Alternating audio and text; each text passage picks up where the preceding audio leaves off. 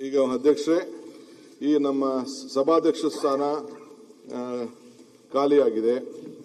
ಗುರುಪಾದಪ್ಪ ಸಜ್ಜನಗೌಡ. ಅದೇ ಯಾಕಂದ್ರೆ resolution move ಮಾಡಕ್ ಮೊದಲು ಎಲ್ಲ ನಮ್ಮನ್ನೆಲ್ಲ ಪರಿಚಯ ಮಾಡಿಕೊಟ್ರು.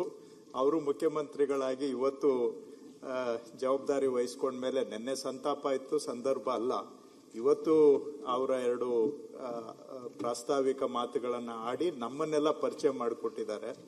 ಇವತ್ತು ಇಡೀ ನಮ್ಮ ಆಡಳಿತ ಪಕ್ಷ, ವಿರೋಧ ಪಕ್ಷ, ಇಡೀ ರಾಜ್ಯ ಎಲ್ಲವೂ ಸಹ ಅವರಿಗೆ ಈಗಾಗಲೇ ಅಭಿನಂದಿಸಿದ್ದಾರೆ. ಈ ಸದನನೂ ಕೂಡ ಅವರಿಗೆ ಅಭಿನಂದಿಸಿ ಅವರ ನಾಯಕತ್ವದಲ್ಲಿ ಅಂತಿಮವಾಗಿ ನಮ್ಮ ಕರ್ನಾಟಕದ ಅಭಿವೃದ್ಧಿ ಆಗಬೇಕು. ನಮ್ಮೆಲ್ಲರ ಉದ್ದೇಶ ಅಷ್ಟೇ.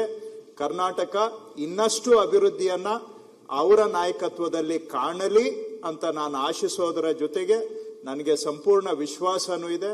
ಮಾನ್ಯ ಸಿದ್ದರಾಮಯ್ಯನವರು 8 ವರ್ಷ ಈ ರಾಜ್ಯದ ಮುಖ್ಯಮಂತ್ರಿಗಳಾಗಿ ಕೆಲಸ ಮಾಡಿ ಒಬ್ಬ ಮುಖ್ಯಮಂತ್ರಿ, ಒಬ್ಬ ನಾಯಕ ಅಂದ್ರೆ ಹೇಗೆ ಇರಬೇಕು ಅನ್ನೋದನ್ನ ಇಡೀ ದೇಶಕ್ಕೆ ಮಾದರಿಯಾಗುವಂತ ರೀತಿಯಲ್ಲಿ ಸಿದ್ದರಾಮಯ್ಯನವರು ನಮ್ಗೆ ನಾಯಕತ್ವವನ್ನ ಕೊಟ್ಟಿದ್ದಾರೆ.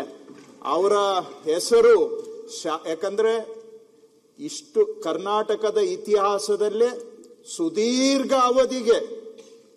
ಅತ್ಯಂತ ಸುದೀರ್ಘ ಅವಧಿಗೆ ಮುಖ್ಯಮಂತ್ರಿಯಾಗಿ ರಾಜ್ಯದ ಸೇವೆ ಮಾಡಿದಂತವರಲ್ಲಿ ಸಿದ್ದರಾಮಯ್ಯನವರು ನಂಬರ್ 1. ಅವರು ಎಂದೆಂದಿಗೂ ಅವರ ಹೆಸರು ಉಳಿಯುತ್ತೆ.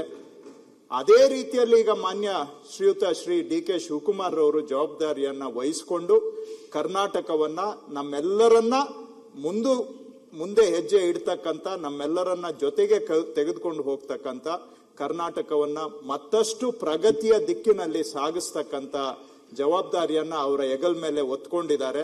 ಮತ್ತೊಮ್ಮೆ ನಾನು ಅವರಿಗೆ ಶುಭವನ್ನು ಕೋರ್ತೇನೆ, ಅಭಿನಂದನೆಯನ್ನು ಸಲ್ಲಿಸ್ತೇನೆ. ರಾಜ್ಯಕ್ಕೆ ಅವರಿಂದ ಮತ್ತಷ್ಟು ಒಳ್ಳೇದಾಗ್ಲಿ. ಇಡೀ ಸದನ ಅವರಿಗೆ ಈ ಕೆಲಸದಲ್ಲಿ ನಾವೆಲ್ಲರೂ ಸಹಕಾರ ಕೊಡೋಣ ಅಂತ ಸದನವನ್ನ ಕೋರ್ತೇನೆ ಅಧ್ಯಕ್ಷರೇ.